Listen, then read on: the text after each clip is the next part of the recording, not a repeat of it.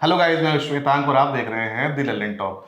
शाहरुख खान की पिक्चर जवान थिएटर्स में रिलीज हो चुकी है और हम दोनों लोग जो हैं उसके ऊपर बात करने के लिए आए हैं। तो बातचीत की शुरुआत करें सर। इसको बेसिकली रिव्यू वाले फॉर्मेट में ढालना चाहते हैं, तो देखते हो कैसा वर्कआउट होता है अभी।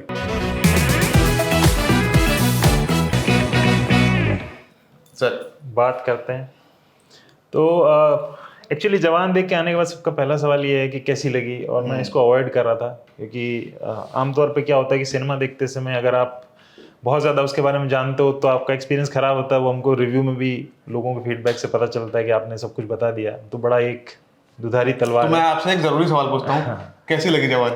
तो एक्चुअली जवान कैसी लगी, इसके जवाब को देने से पहले मेरा सवाल ये होता है पूछने वाले से कि आप किस पैमाने पे पूछ रहे हो, क्योंकि उसका उत्तर कई जगहों पे दिया जा सकता है। आप फिल्म को मेरे निजी आर्टिस्टिक सेंसिबिलिटी या मैंने जितना सिनेमा देखा उस हिसाब से मुझे कैसी लगी आप ये पूछोगे तो अलग जवाब होगा। अगर आप प्योर एंटरटेनमेंट के लेवल पे जाके पूछोगे जहाँ तमाम खामियां भी शामिल होती हैं और फिर भी फिल्म आपको एंटरटेन कर रही है कि नहीं कर रही है तमाम बेतुकी चीज़ों के बावजूद, उस लिहाज से अगर पूछोगे तो जवाब बिल्कुल अलग होगा। तो ऐसे कई पैमानों पर अलग अलग जवाब है। तो सबसे निचला जो तल है कि एंटरटेनमेंट के लिए जिस पर्पस के लिए सिनेमा बना था, जिस पर्पस के लिए रामलीलाएं होती थी गाँव में, प्योर एंटरटेनमेंट, उससे वो कोई नॉलेज लेना चाहे ऐसी कोई बात नहीं है। प्योर एंटरटेनमेंट के लिहाज से जवान ने घोर परिश्रम किया कि लोगों को लुभाना ही है, मनोरंजन देना ही है, और उसमें वो कामयाब होते ही हैं, निश्चित रूप से होते हैं। I have one but at what cost? हाँ, एट व्हाट कॉस्ट आप कह सकते हो, वो हमेशा होता है, हर फिल्म के साथ होता है, लेकिन आपको दोनों तरीकों से ही देखना चाहिए। जैसे एक अगर एटली जैसा डायरेक्टर कोई फिल्म बना रहा है, आप एक फिल्म के सेट पे जाइए और एक दिन आप स्पेंड करिए, अपना आसपास आप नजर घुमा के देखिए, उसमें लाखों करोड़ों रुपए का सेट खड़ा होता है, उसमें कम से कम 200-300 लोग भागा दौड़ी कर रहे होते हैं, रात को नींद नहीं ली होती है। क्यों? कि एक मिनट का 30 सेकंड का कोई विजुअल या फ्रेम आप बना सको। तो ऐसे लिहाज से फिर आप एट व्हाट कॉस्ट है वो बाद में आता है, पहले ही आता है कि एंटरटेन किया या नहीं किया, पहला पर्पस यही होता है। अब मान लो एटली सिर्फ एंटरटेन करना चाह रहा है और हम उसका मतलब कुछ और निकाल लें, तो फिर ये हमारी तो एंटरटेनमेंट के लिहाज से फुलफिल करती है। क्योंकि फिल्म एक जैसे होता है ना,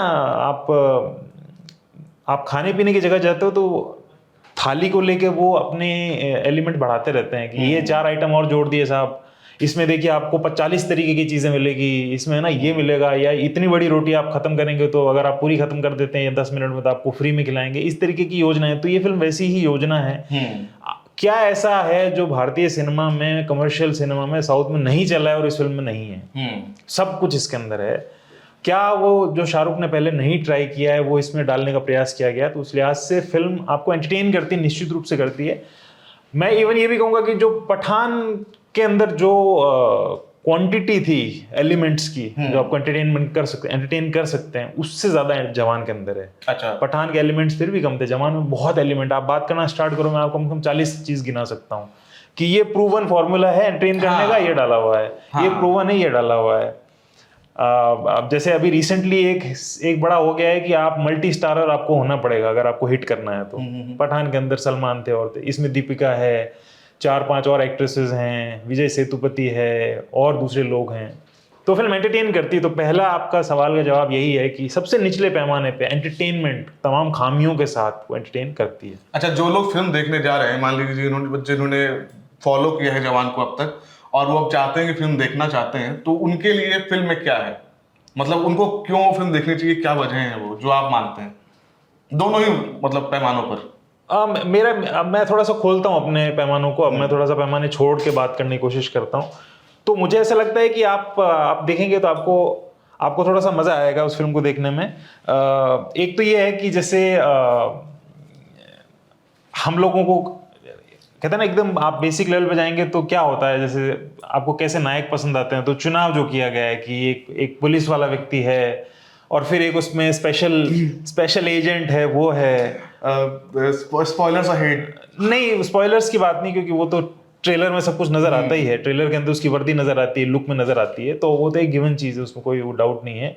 वो नाच रहे हैं तो वो सेटअप किस माहौल का वो भी पता सबको चलता है। तो जैसे नायक चुनने की बारी आती है तो स्क्रिप्ट पे सबसे पहला जो खंबा आप गाड़ते हो कि ये मजबूती से पकड़े रहेगा, वो क्या हो सकता है आज के भारत में। तो अगर वो आपका नायक सैनिक है, अगर आपका नायक पुलिस वाला है, एस्टेब्लिशमेंट का पार्ट है, तो आपको पसंद आएगा। पठान में भी यही था। तो इतना कंसिस्टेंटली शाहरुख पहले ये रोल नहीं किया करते। शाहरुख अलग तरीके के रोल ज्यादा करते थे। मतलब इवन ये हम तो तरस गए थे देखने के लिए कि पुलिस वाले रोल उन्होंने कितने किए हैं। मैं हूं ना के अंदर एक ऐसा कैरेक्टर था जिसमें आर्मी वाला रोल प्ले किया था, लेकिन ऐसा आउट एंड आउट पुलिस वाला नहीं किया था। सलमान ने बहुत कर रखे थे, है ना, गर्व दबंग किया है। आमिर ने एसीपी का रोल किया था, लेकिन शाहरुख ने नहीं किया था। लेकिन शाहरुख ने अब देखा कि भाई इसमें पसंद करते हैं, तो पहले तो उन्होंने वो चुनाव किया। तो वो फिल्म में देखने की एक है कि उसमें और क्या एक्सप्लोर किया जा सकता है, नई चीज कहानी में, कौन कहाँ गया होगा, क्या हुआ होगा, वो मजेदार चीज है।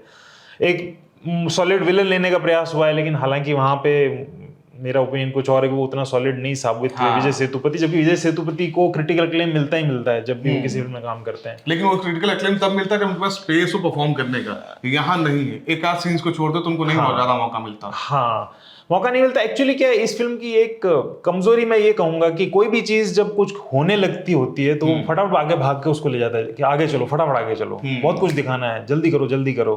तो ये जल्दी करो वाला हर जगह नजर आता है। अगर आप ओपनिंग शॉट ले लोगे, ट्रेन वाला है सीक्वेंस, तो उसमें कुछ तर्क नहीं, कहते हैं ना, खरे नहीं उतरते कि ये चीज ऐसी क्यों की भाई, ये अब्रप्टली ये क्यों हो गया। कई बार उसको ना पेस से जोड़ दिया जाता है कि फिल्म की रफ्तार जो है वो कहीं मतलब धीमी नहीं पड़नी चाहिए। हाँ, शायद वो एक एंगल इमोशनल सेटअप है तो फटाफट उसको तेजी के साथ दिखाया गया है। इसी तरीके तो विजय सेतुपति को टाइम चाहिए। अगर वो खड़ा है तो उसको अपना सेंस ऑफ ह्यूमर डेवलप करने के लिए थोड़ा सा टाइम चाहिए और जगह चाहिए। आप उसको इम्प्रोवाइज करने दो। यहाँ इम्प्रोवाइज जैसे सीन सिर्फ लास्ट में आते हैं, जहाँ जैसे वो क्लाइमेक्स का एक सीन है जब विजय सेतुपति अपने गुरुओं को कहते हैं कह रहे मारो इनको यार, वरना अभी लोग गाना वाना गाने लगेंगे तो हम सबको सुनना पड़ेगा। तो वैसे सीन्स मतलब ज्यादा हो सकते थे फिल्म के अंदर। इवन गाना वाना गाने लगे भी मुझे बहुत हंसी नहीं। उसी के आसपास एक दो जगहों पे कुछ ऐसे मूवमेंट्स हैं कि ये विजय सेतुपति ये वाला जिस वजह से ये आदमी हिट हुआ, जिस वजह से स्क्रीन पे हमको पसंद आने लगा, तो विजय के लिए वो स्पेस इसमें नहीं रहा है। और कुछ मुझे नहीं लगता कि एक्चुअली क्या होता है ना कि अब आप डैनी डेंजो को ले लो, उन्होंने जितने रोल किए, अमरीश पुरी को ले लो, उनके पास भी कम स्पेसेस रहे हैं।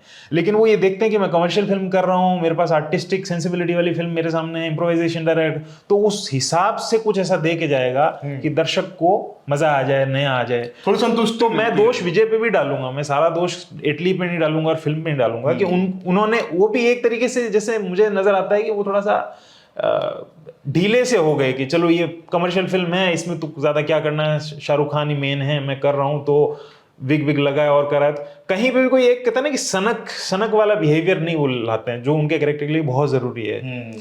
भारत की फिल्में अपने विलेंस की वजह से अपने हीरोज को बड़ा बनाती हैं। इसमें ये विलेन इतना बड़ा नहीं है, इतना पावरफुल नहीं है, इतना सनकी नहीं है कि आपका हीरो बड़ा हो। तो वहां पे वो कमी उस हीरो के डबल रोल जो सबको पता है, डबल रोल के जो, और उसमें भी दोनों किरदारों के जो, जैसे शाहरुख का जो एक किरदार है उसका जो टशन है और स्टाइल है, वो मुझे लगता है उनके किरदार के जिंदगी के सारे स्टाइलिश कैरेक्टर्स में शामिल हो सकता है।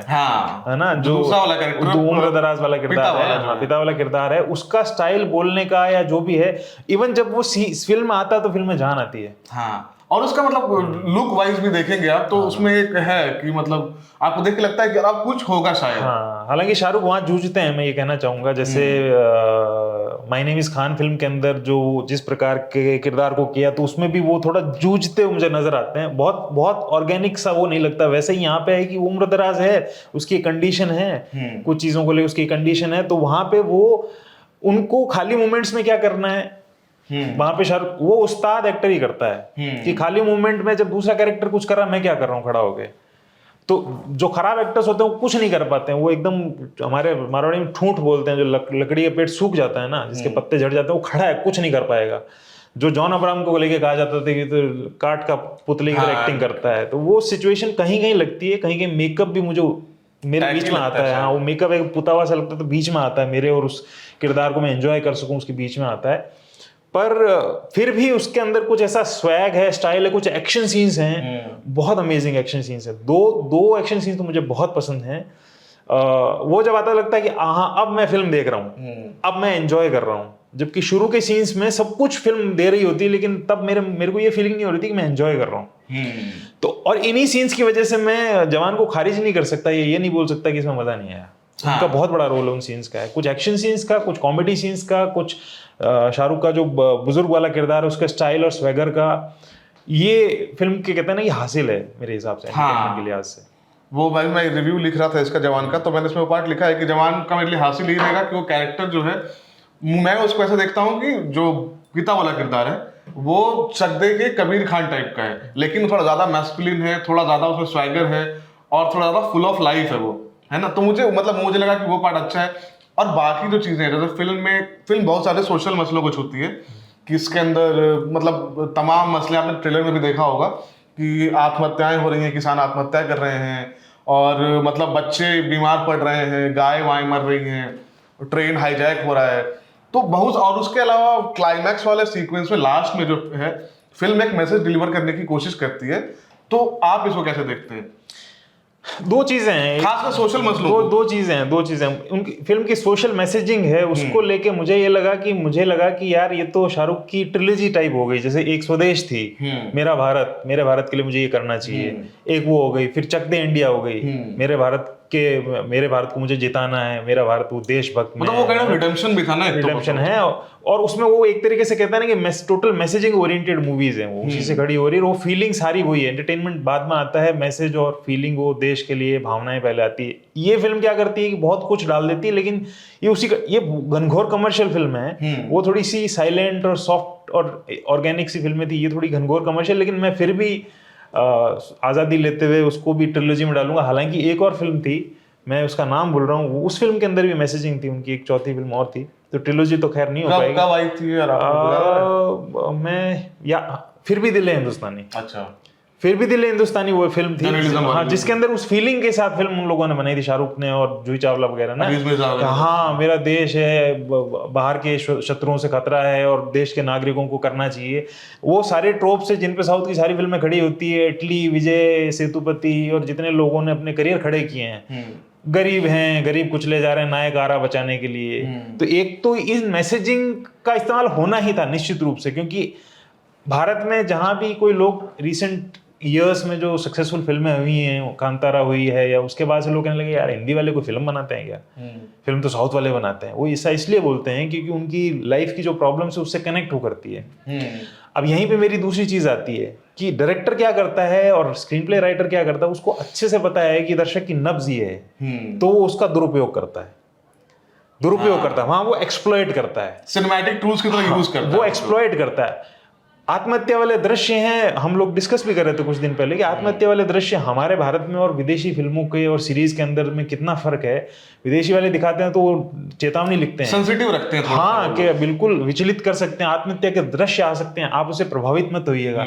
यहाँ पे एकदम लापरवाही से उसको जितना ज्यादा विचलित करने वाला बना सकते हैं उतना बनाया गया। आत्महत्या के अलावा भी फिल्म में कई डेथ सीन्स हैं जिनको भी उतना ही ब्रूटली पेश किया गया है। शायद उससे मेकर्स का एंगल रहा होगा कि वो उससे जो दर्शक सिनेमा देख रहे हैं कुछ फील करवा दें, लेकिन आपको उसका उल्टा फील होता है कि बहुत ब्रूटल लग रहा है ये। और दूसरा क्या होता है ना, दर्शक सिनेमा की भाषा नहीं जानता है, तो वो जब देखता है ना तो पूरे स्वीकार भाव से देखता है कि जो दिखा रहा हूं मैं देखूंगा, और मैं आंख और दिमाग बंद रख के बस आने दो, मैं अपने अंदर ले लूंगा उस चीज को।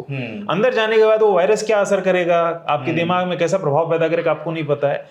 तो अब एग्जाम्पल के लिए जैसे बच्चों का जो इस्तेमाल है 2-3 जगहों पे, वो दुरुपयोग की श्रेणी में मैं गिनता हूं उसको। किस लिए गिनता हूं? क्योंकि कोरियाई सिनेमा में अगर आप देखोगे, कोरियाई सीरीज में देखोगे, तो बच्चों का बहुत दुरुपयोग करते हैं वो। बच्चों के दुरुपयोग के मामले में विश्व में सिनेमा में अगर आप देखो, कोरियाई सिनेमा सबसे नंबर 1 आता है, क्योंकि वहाँ की सोसाइटी बड़ी सोसाइटी, वहाँ की हाई सोसाइटी है, पैसे बहुत हैं, तो इनसिक्योरिटी पे खेला जाता है उन कंटेंट में। यहाँ के कंटेंट में कैसे खेलेंगे साहब? तो भारत के क्या मुद्दे हैं, नेता बहुत खराब है, पुलिस वाले बहुत खराब है, किसान आत्महत्या कर रहे हैं, भ्रष्टाचार है, अस्पतालों की हालत खराब है, अस्पताल में ये हो जाता है, वो हो जाता है, कारोबारी पैसा लेके भाग गया है, किसान का लोन है वो महंगा है, कारोबारी का लोन सस्ता है, जो ये 24 घंटे लोगों के दिमाग में कहीं ना कहीं घूमती बात नहीं, वो बातें सब ऑब्वियस चीज है, बिल्कुल ऑब्वियस बात है, उस पर बात होनी भी चाहिए।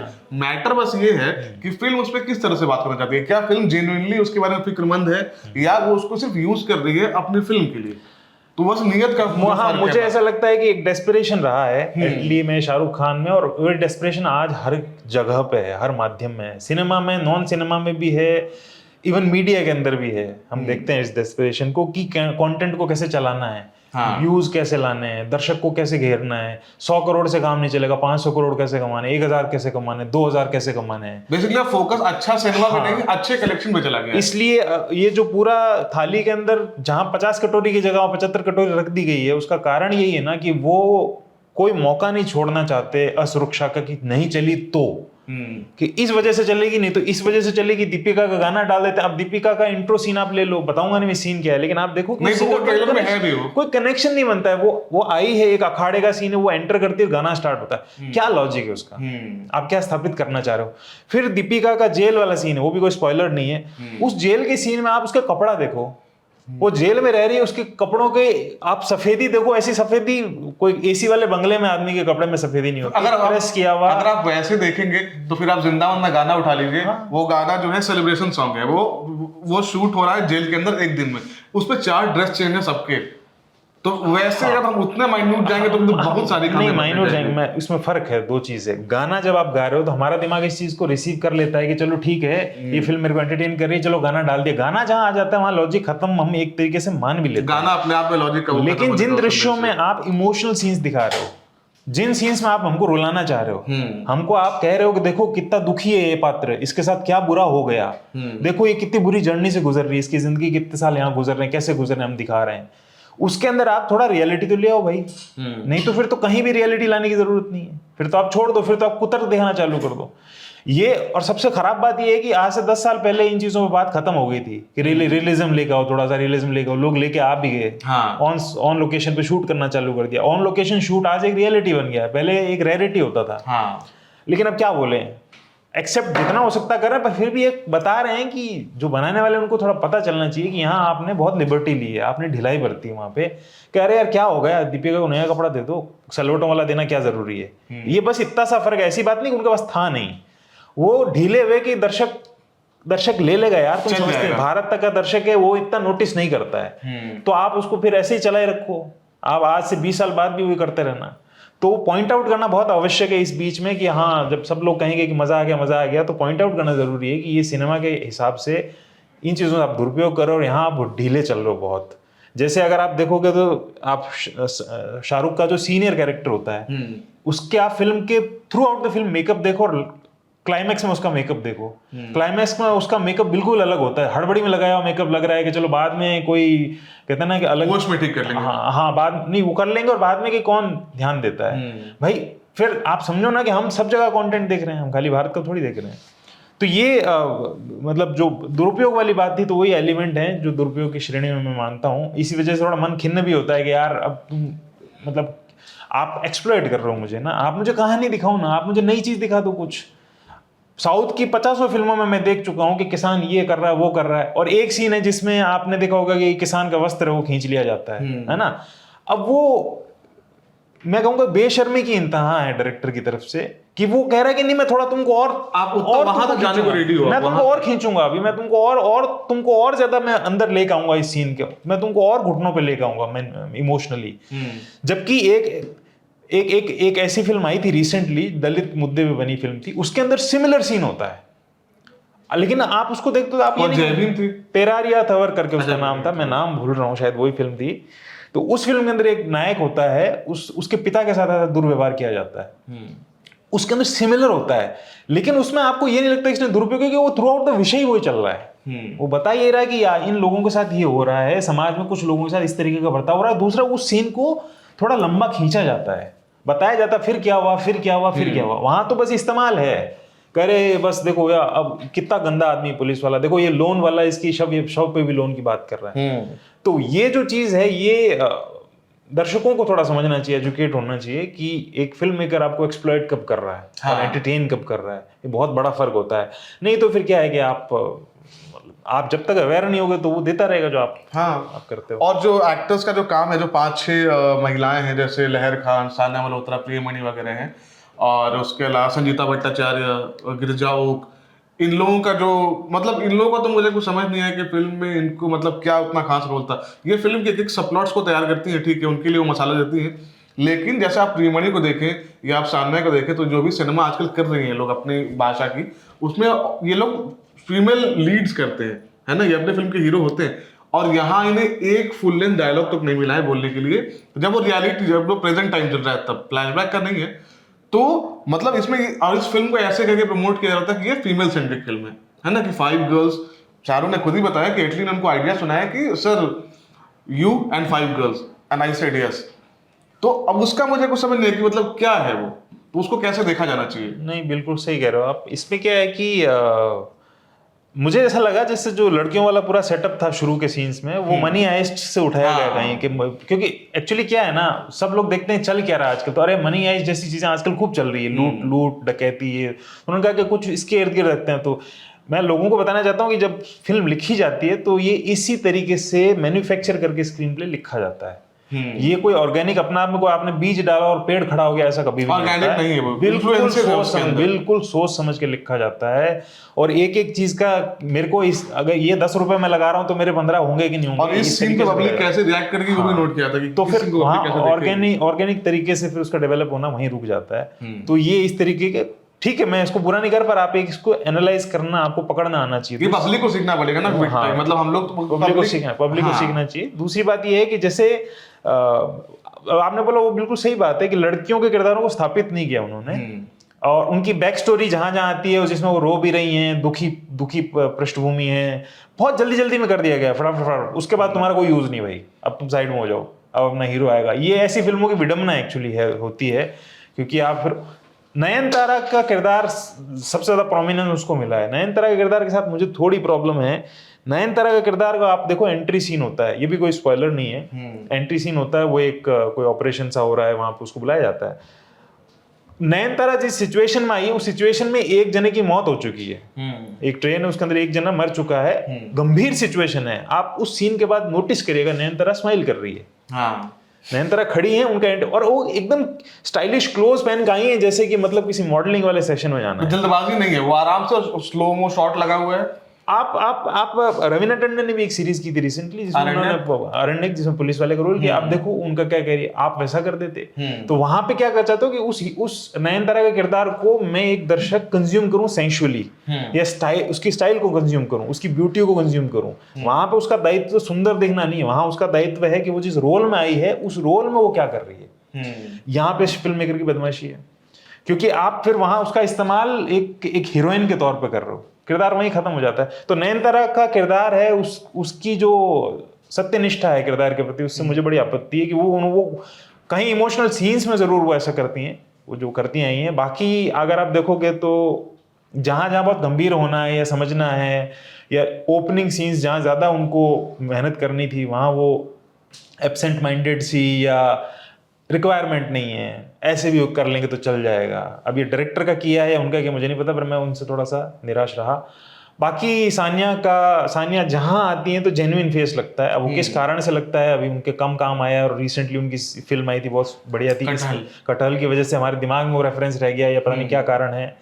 प्रियमणि है, प्रियमणि का किरदार भी ऐसा है कि उसमें कुछ नहीं है, कुछ नहीं है। प्रियमणि के किरदार के साथ भी कुछ होता, पर जैसे मैंने बोला कि जो शुरू में बोला कि इस फिल्म की विडंबना क्या है कि आप थाली में 50 कटोरी की जगह 75 कटोरी डाल रहे हो, तो फिर एडिटिंग भी खराब लगेगी, डायरेक्शन भी खराब लगेगा, कोई भी एक चीज फुलफिल होकर आगे नहीं बढ़ेगी, हर चीज रश में भागेगी आगे की तरफ। और जबकि इस फिल्म की लंबाई 2 घंटे 43 मिनट है।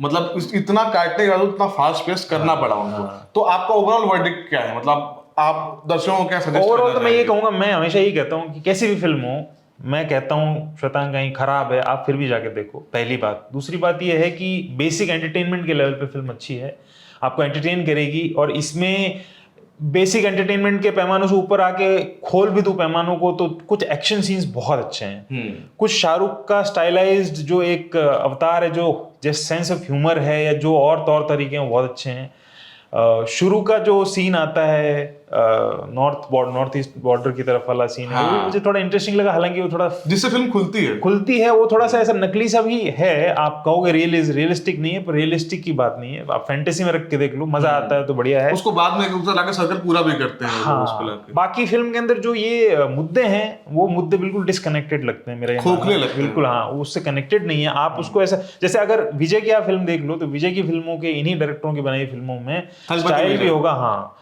तो स्टाइल भी होगा, सब होगा, लेकिन वो गुथावा होगा। जैसे विजय के चेहरे पे आप इमोशन जो देखोगे, वो इमोशन उसको रिस्पॉन्ड कर रहे होंगे कि कोई गरीब आदमी के साथ अन्याय हो रहा है तो वो जैसे रिस्पॉन्ड कर रहा है, उसे मर्ज लगेंगे। यहाँ सब सेपरेट लग रहे हैं, अच्छा ये इधर आ गया, ये आ गया, ये आ गया, क्योंकि उन लोग की फिल्मों में केवल लोग क्या करते हैं ना, एक टॉपिक करते हैं, कोई एक इशू लिया और उसके ऊपर बात की। जब आप 5 अलग अलग इश्यूज पे एक ही फिल्म में बात करोगे तो आप किसी पे बात नहीं कर पाओगे। तो जवान खान बेसिकली वही होता है जहां जब सोशल इश्यूज की बात आती है। तो ओवरऑल ठीक है, मेरे को लगता है फिल्म आपको जाके देखनी चाहिए, पर उससे ऊपर उसकी विवेचना भी की जानी चाहिए, उसके लिए भी स्पेस होना चाहिए। जहां फिल्म के बारे में बहुत आप कमियां बता सकते हो, या कमियां भी नहीं है तो फिल्म ओवरऑल आपको कैसे लगी, आप उसको अलग तरीके से रीड कर सकते हो, वो रीडिंग बाकी है। ये सिर्फ एक बेसिक लेवल की, सिर्फ एंटरटेनमेंट के तौर पे सिनेमा को नहीं वो देखना है, वो ठीक है, वो फर्स्ट लेवल हो गया। लेकिन अगर आप थोड़ा और एंजॉय करना चाहते हैं या समझ के एंजॉय करना चाहते हैं तो उसके लिए थोड़ा आपको खुद ही उसके लिए पोस्ट रीडिंग जरूरी है। या सिनेमा को आप कैसे देखते हैं, उसमें भी क्या है कि अगर आप बहुत सारी फिल्मों के बारे में पढ़ेंगे या उनके आने उनके रिव्यूज पढ़ेंगे तो आपको एक अलग पर्सपेक्टिव मिलेगा, जिससे आप बहुत सारी चीजें जान पाएंगे उस फिल्म के बारे में। तो जब आप अगली फिल्म देखने जाएंगे तो आपको ये पिछली बातें ध्यान रहेंगी। तो उस तरह से मैं जवान को आप देख सकते हैं। यही है, शाहरुख खान है, एक के पैसे में 2 शाहरुख खान मिल रहे हैं, इससे ज्यादा क्या चाहिए? बेटर फिल्म, बट ठीक है, अभी कुछ नहीं कर सकते। तो ये है हमारा रिव्यू। आप देख रहे थे लल्लन टॉप, मैं हूं श्वेतांक और गजेंद्र, थैंक यू।